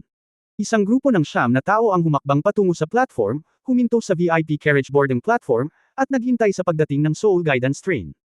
Naglalakad sa unahan ay isang gwapong binata na may payat at matangkad, maamo at basa gaya ng jade, na nagbibigay sa mga tao ng mahinhin na pakiramdam. Sa kanyang tabi, may ilang mga mukhang ordinaryong kabataan na mas mukhang estudyante ng isang kolehiyo sa kanilang pananamit. Kung titingnan mong mabuti, makikita mo na ang kanilang uniforme na damit ay nakaprint na may nakakubling pattern ng Tianhai Academy. Nakatayo sa tabi ng may ulong binata, hinawakan ng isang matangkad na binata ang kanyang ulo at paminsan-minsan ay hinihila ang kanyang damit, bumubulong pa rin, nakakainis talaga. Siya ay may mahabang buhok, na nakakalat sa magkabilang gilid ng kanyang pisngi mula sa magkabilang gilid, na nagkatikip sa kanyang orihinal na mukha na parang isang espada. Ngumiti ang isa pang matipunong binata sa tabi niya, "Oh, sinong nagpagugulo ng buhok mo?" Pinandilatan siya ng mahabang buhok ng binata, "Hello, tingnan mo nga ang mukha mo," pagkatapos mag-ahit, parang binalatan na itlog. "Ang sarap mong pumuti ng konti." "Damn, sino ang sinabi mong Xiao Bailian? Sapat na para sa inyong dalawa." Iritadong sabi ng ulo ng binata. Sabay na bumantong hininga ang dalawa, at napalingon, hindi napigil ang mapangiti ang ibang nasa malapit. Ang dalawang lalaking ito ay hindi kailanman gumawa ng ingay. Bakit kailangan mong sumakay ng Soul Guidance Train? Buti naman kung doon na lang tayo magdadrive. Pinahihit ng mahabang buhok na binata ang kanyang matipunong leeg.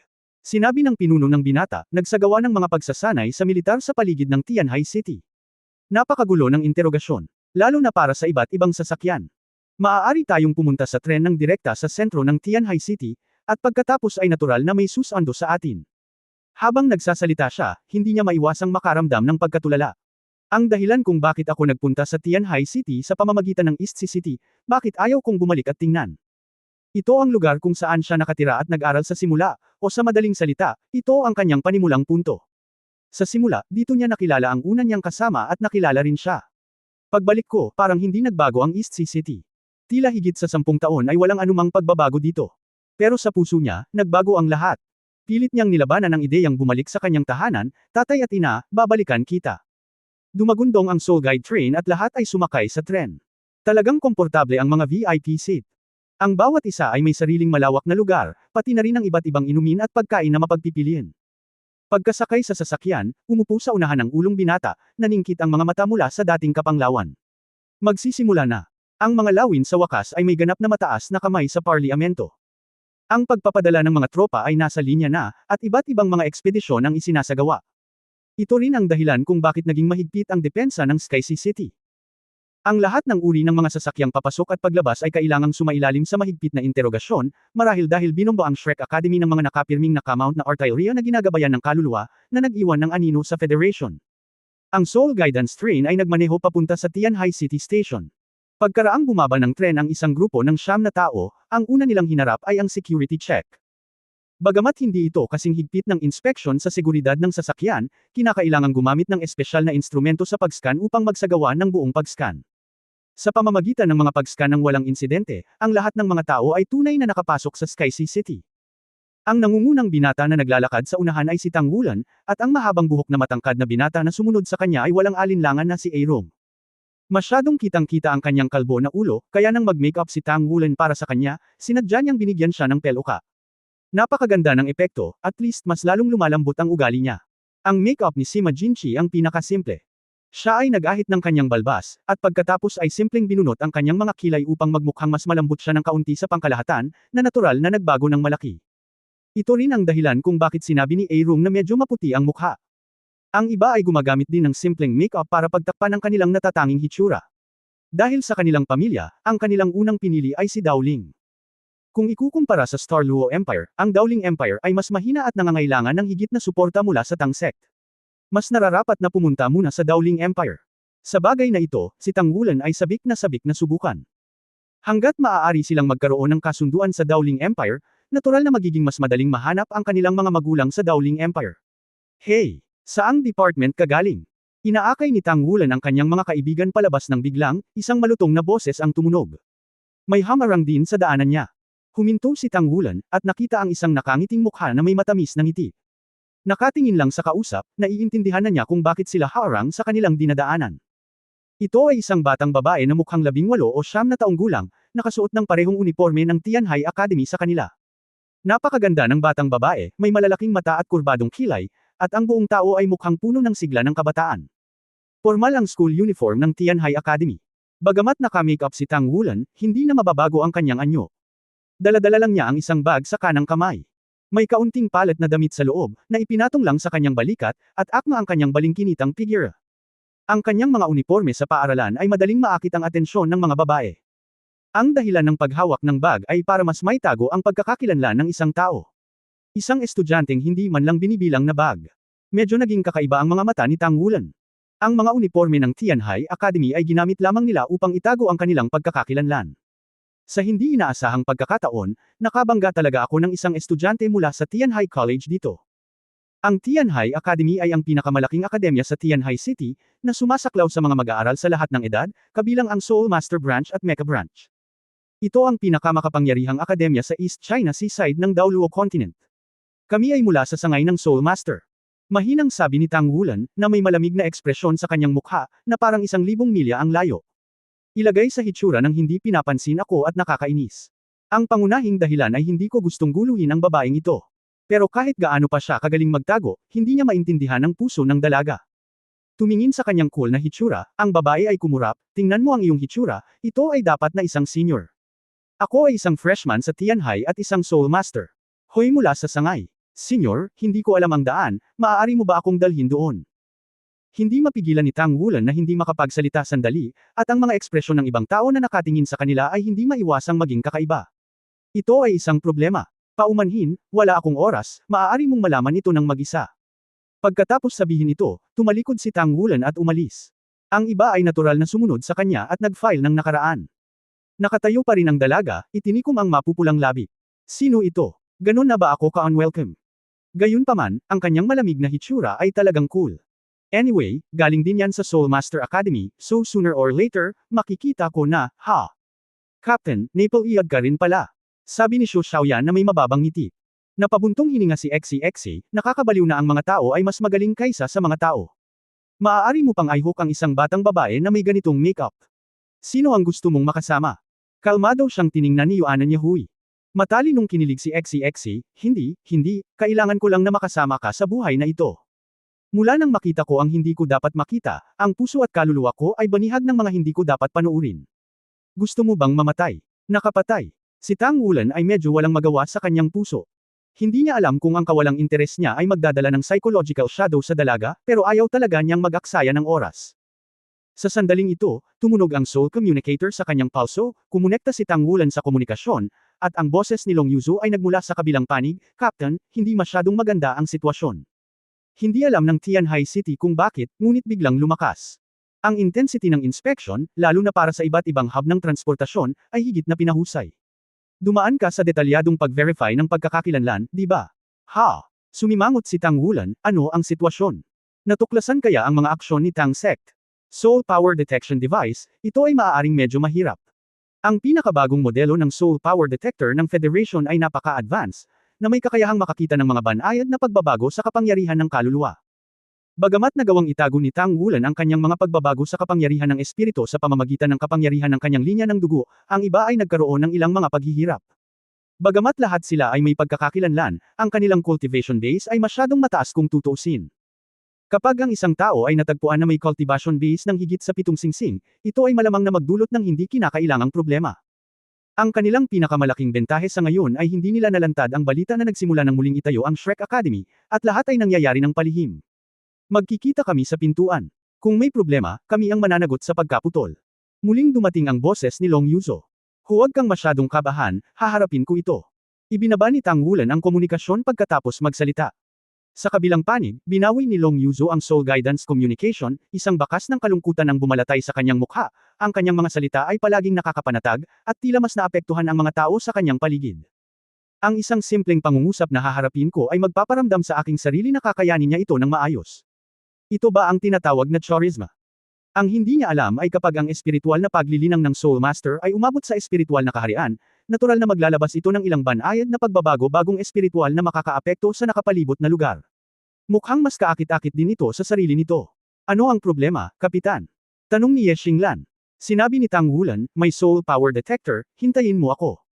Pagkatapos magsalita, mabilis siyang tumalikod at naglakad pabalik sa direksyon kung saan siya dumating. Ang batang babae mula sa Tianhai Academy ay tinatapakan ang kanyang mga paa sa lugar, naghahanda na maglakad palabas, ngunit biglang nakita si Tang Wulan na tumalikod. Let's go, ihahatid na kita sa college. Lumapit sa kanya si Tang Wulan at mahinang sinabi. Nang makita ng dalaga ang matangkad nitong figure, hindi napigilan ng dalaga na mamula ang mukha, at tumibok ang puso. Ah, Senyor, Lena ang pangalan ko. Ano ang pangalan mo? Ang pangalan ko ay Guyu. Isang kawalan ng kakayahan ang lumitaw sa mukha ni Tang Wulan, nakapasa ka ba sa pagsusulit sa Tianhai College mula sa ibang lungsod? Oo. Mula sa Donghai City, ako ay dating mula sa Donghai College. Dahil sa aking mahusay na mga marka, ako ay na-admit ng Soul Master Branch ng Tianhai College. Sabi ni Lina na may matamis na ngiti. Mula sa Donghai City. Anong coincidence? Mukhang darating ang babaeng ito sakay ng tren kasama ang sarili at may hinihintay. Tumango si Tang Wulan, at sinabing, tara na. Dalhin mo ang iyong ID certificate. Napakahigpit ng security check sa Tianhai City sa panahong ito. Kailangang mahigpit na suriin ang ID certificate, lalo na para sa ating mga Soul Master. Bahagyang natakto ng kanyang mental power ang dalagang nasa harapan niya, at nagulat siya nang makitang ang babaeng ito na mukhang 18 o 9 years old pa lang ay umabot na sa rurok ng ikatlong ring, at isang hakbang na lang ang layo mula sa pang-apat na ring. Ang antas na ito ay hindi malaking bagay sa mga kapantay ng Shrek Academy, ngunit sa pangkalahatan, ito ay napakahusay. Kunin mo, kunin mo. Mabilis na kinuha ni Lena ang kanyang ID card mula sa kanyang bag. The college sent me the school uniform, admission procedures, and ID certificate.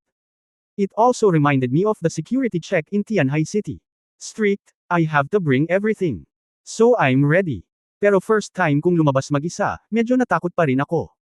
Buti na lang at may mga seniors na handang tumulong sa akin. Mga seniors kayo. Nang makita ang kanyang buhay na hitsura, bahagyang nanlambot ang mga mata ni Tang Wulan, Terna. Ibinalik niya si Lena sa kanyang mga kasama at nagkusa na maglakad kasama si Lena sa unahan.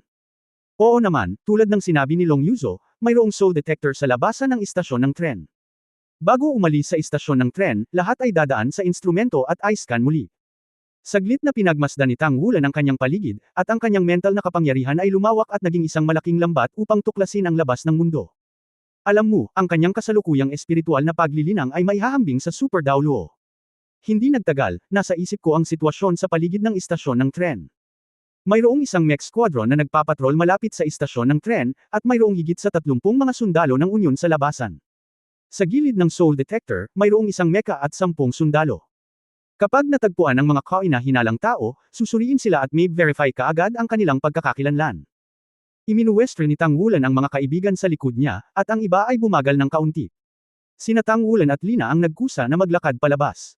Kasabay nito, palihim niyang inayos ang pagbabago-bago ng kanyang espiritong kapangyarihan. Nang sundan ng dalawa ang agos ng mga tao sa harap ng soul power detector, ang soul power detector ay naghum, at agad silang napansin ng mga sundalo. Umangat ang soul-guided ray gun at itinutok ito sa direksyon ng dalawa. Dalawa, punta ka dito. Nagulat si Lena, hoy, anong ginagawa mo? Paano mo kami magagamit ng baril? Mga estudyante kami ng Tianhai Academy. Routine na inspection, mangyaring pumunta upang i-verify ang iyong pagkakakilanlan. Umakyat na ang ilang sundalo.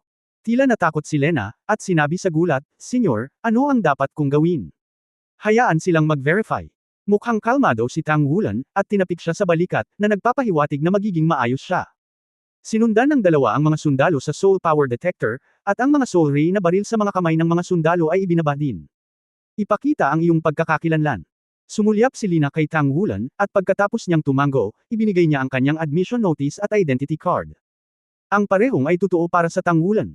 Siyempre totoo rin ang kanyang patunay. Sa kakayahan ng Tang sect, hindi naging problema ang makakuha ng totoong patunay.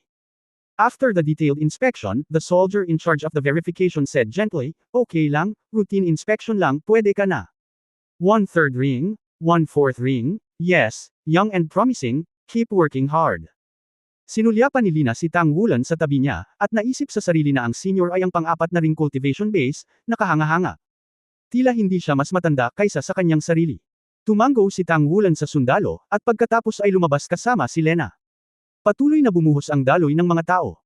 Sa sandaling ito, biglang nagtanong ang kawal na namamahala sa pagsubaybay sa soul power detector, ano ang problema? Bakit itim ang screen? Naputol ba ang supply ng kuryente? Nagmamadaling nagsuri ang ilang sundalo, at sa oras na ito, kalalabas lang ng Shrek 6 Monsters, Aerong, at si Majin Chi sa labasan. Mukha namang normal ang lahat. Nang makalabas ako sa istasyon, sinabi ni Lina kay Tang Wulan na katabi niya, Senyor, buti na lang nandito ka, at tinakot ko lang ako hanggang sa mamatay. Ngayon bakit ganito ang Tianhai City? Gumagamit ang mga sundalo ng baril kung hindi nila naiintindihan. Nabalitaan ko na magkakaroon ng digmaan. Totoo ba? Ito ba? Sinabi ni Tang Wulan, kung gayon, umaasa ka ba? Umiling si Lena, syempre sana hindi. The war is the most terrible. I read the novel and it says that once a war was warped, there will be corpses everywhere, so terrible. Bahagyang ngumiti si Tang Wulan at sinabing, mayroon akong dapat harapin. Nakapasok na ako sa Skycity City, kaya dapat walang problema. May taxi doon. Tatawagan kita at ihahatid ka sa kolehiyo. Nakatadhana kaming magkita muli. Nagulat na sabi ni Lena, Senyor, hindi ka ba sasama sa akin sa kolehiyo? Ang mga salita ay puno ng pagkabigo. Sinabi ni Tang Wulan, mayroon pa akong mahalagang bagay na dapat harapin. May pagkakataon ako sa hinaharap, kung makikilala kita sa kolehiyo, iniimbitahan kita sa hapunan. Okay. Kinagat ni Lena ang mapupulang labi, halatang medyo hindi nasisiyahan, Senyor, kailangan mong magsalita. Oo. Kumaway si Tang Wulan sa kanya, at naglakad sa isang tabi kasama ang kanyang mga kaibigan. Si Long Yuzo at ang kaukulang mga miyembro ng Blood Dragon Team ay naghihintay na doon. Nang makitang umalis si Lena, naglakad si Lena patungo sa taxi sa hindi kalayuan na may hindi kasiya siyang ekspresyon, ngunit habang naglalakad siya, naging malinaw ang kanyang mga mata, at isang malabong berdeng kislap sa kaibuturan ng kanyang mga mata. 2 pinamagatang Daoluo, 7 kaluluwang santo. Kawili-wili. Mula kaya ito sa templo ng digmaan. Gamit ang Long Yuzo na kotse na matagal na nilang nirentahan, lahat mula sa Tangwulan ay pumunta sa isang medium-sized na hotel sa gitna ng Tianhai City.